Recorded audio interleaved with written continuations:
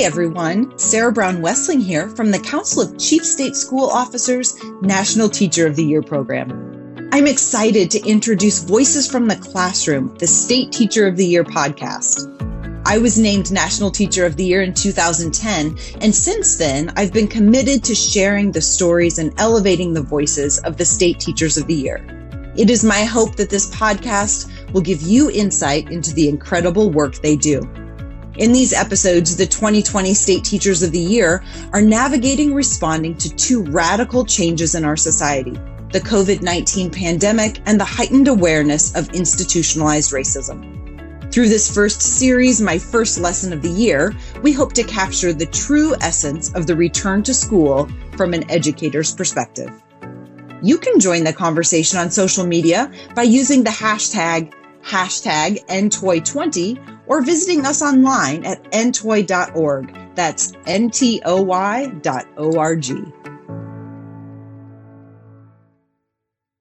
This is Jasmine Estes, Senior Communications Specialist at the Council of Chief State School Officers. Welcome, Rebecca, and thank you for joining me for this conversation today. Let's jump right in. Can you please introduce yourself? Sure. So thanks so much for having me, Jasmine. My name is Rebecca Vitelli, and I am the 2020 Delaware Teacher of the Year. I am in my 5th year as an educator, and all of my experience has been as a special education preschool teacher.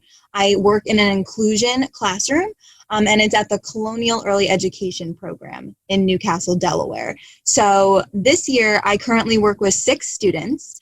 I have 3 students that have identified special needs, and then we have 3 students who are peers who are without disabilities. So it's a beautiful mix and been a lot of fun so far. Welcome back. Okay, so we're going to jump right into your first lesson this year. Kind of tell us how you kind of approached teaching your first lesson this year.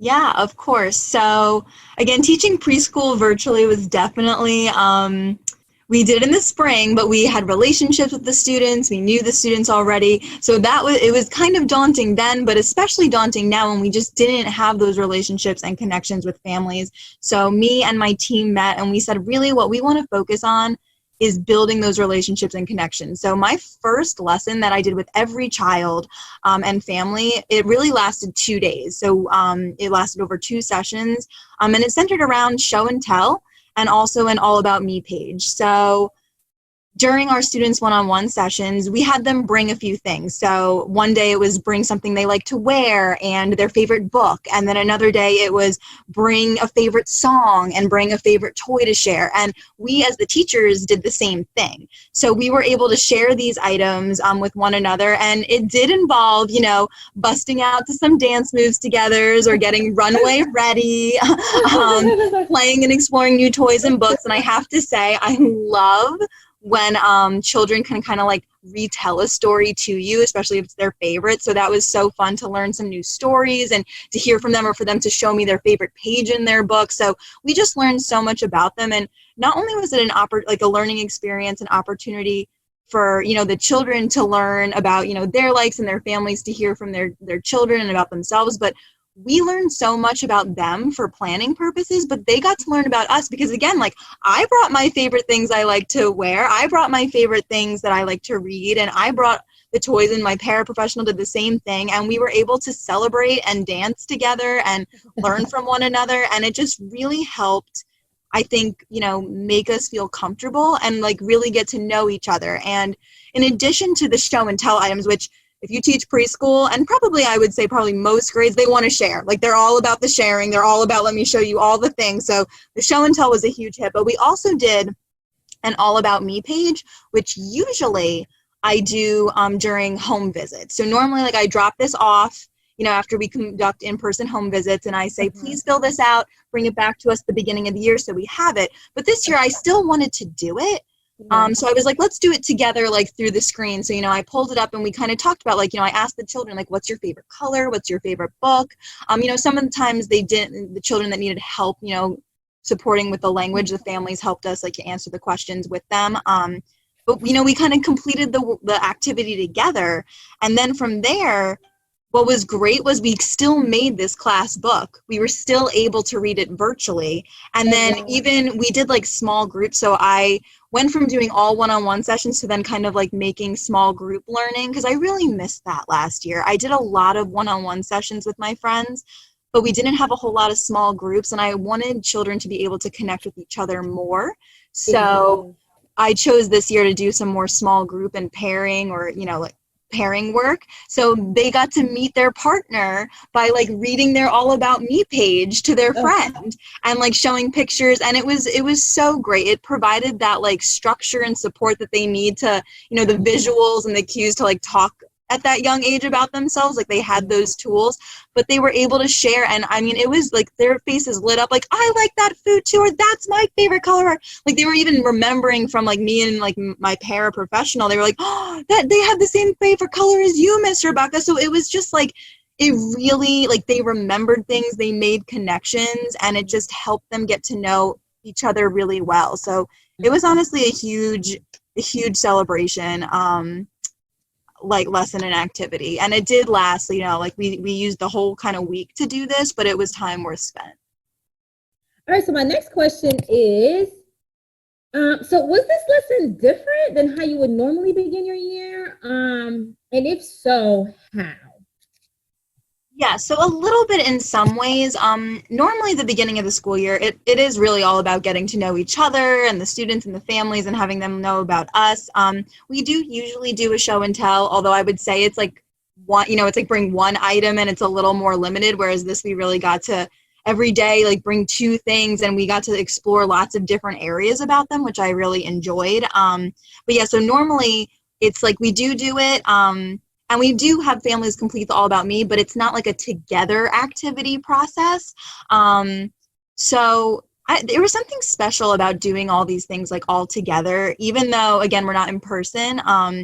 Doing them online, like you just got to make such strong connections and relationships, and it really felt unique and special. And I think also when we do show and tell, like in a preschool classroom and you have all the friends and they're all sharing, there wasn't as much like individual time to spend on every child's share.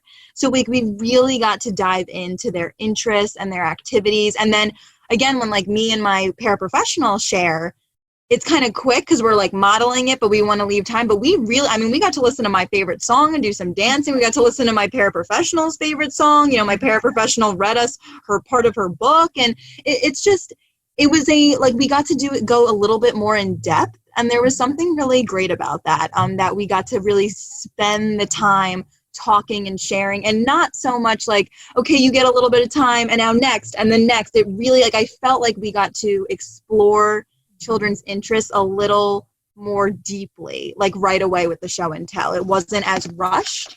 And again, like in school, we normally limit, right? It's like, you know, bring one thing to talk about and share. But this time they got to bring like 4 things over 2 days. So they got to share a lot about themselves in a lot of different areas that, you know, one item would limit them to. So that was nice that it provided, I think, a broader way for them to share. And I think in the future, you know, it might be something to think about, like for when I do show and tell in the classroom, like, well, rather than just bringing one thing, you know, maybe could the whole week, you know, could we bring one thing a day and just expand that? Because we did get to know a lot more about them from just one item would tell us. So yeah. It was great.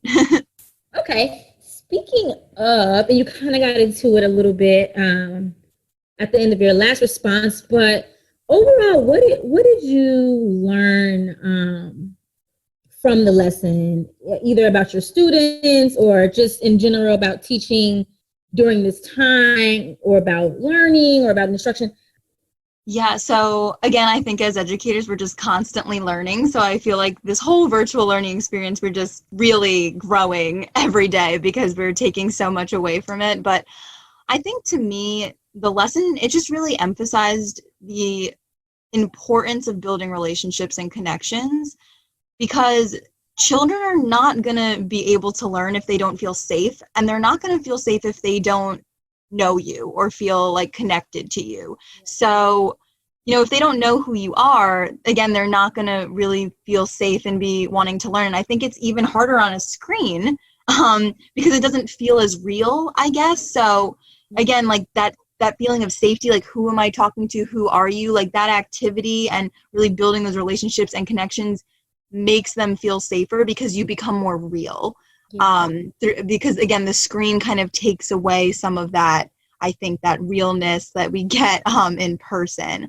But I also think children are not going to be willing to learn if they don't, again, feel connected. So a great way to start feeling connected is to be able to talk about likes and find things that we have in common with one another. And I think it's always connection before content.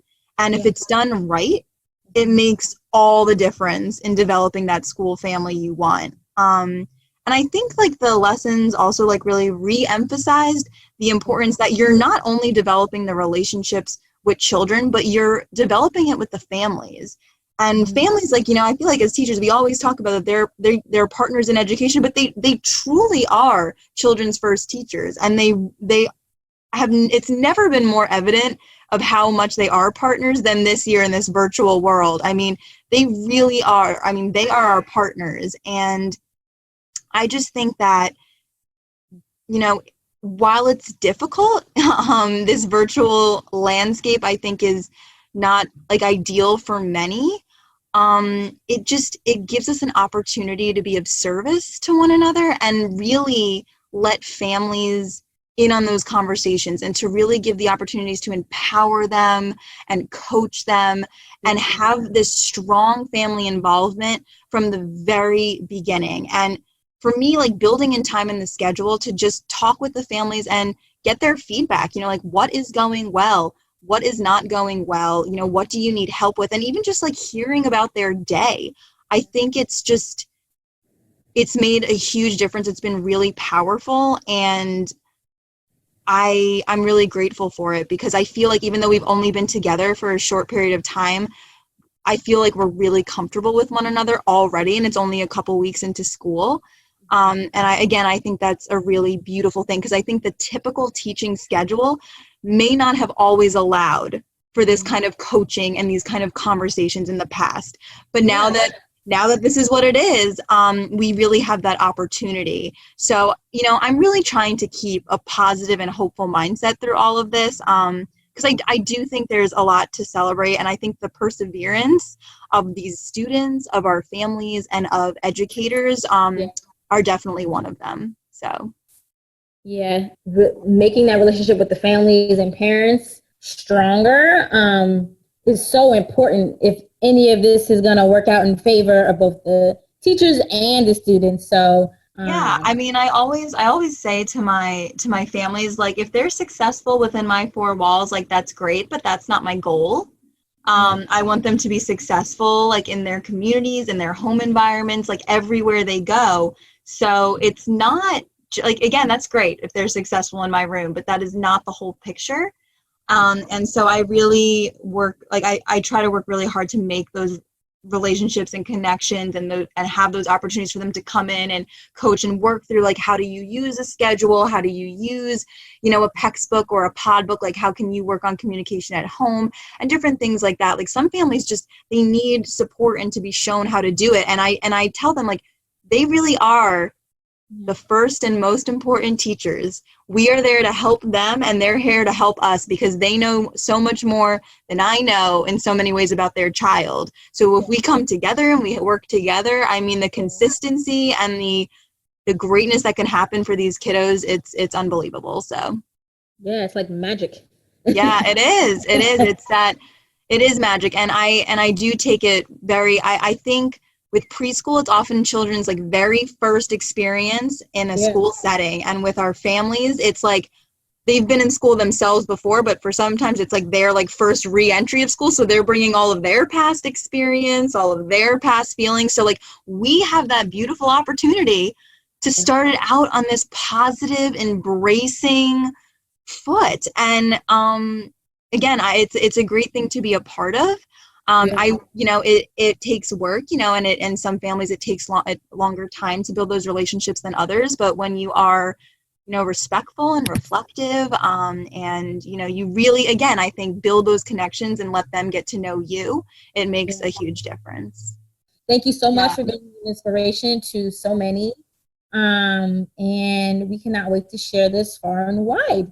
Yeah, well, I'm happy to do it. And I am like, I fully keep telling myself, like, what you focus on, you get more of. So if you focus on those celebrations, you focus on the positives, like that's what you're gonna take away. There's no doubt about it. This is a hard time. Many of us are working harder than ever before.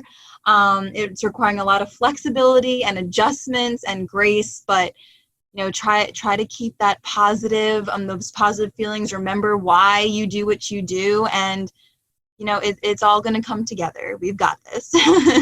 So thank you, Rebecca. Thank you so much for your time today. You're welcome, Jasmine. If I can do anything else, just let me know. Thank you for listening to the first series of Voices from the Classroom, the State Teacher of the Year podcast.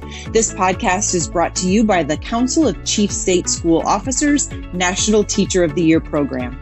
It's our honor to elevate the voices of educators across the country and provide them with a national platform to amplify their message and advocate on behalf of their students and colleagues.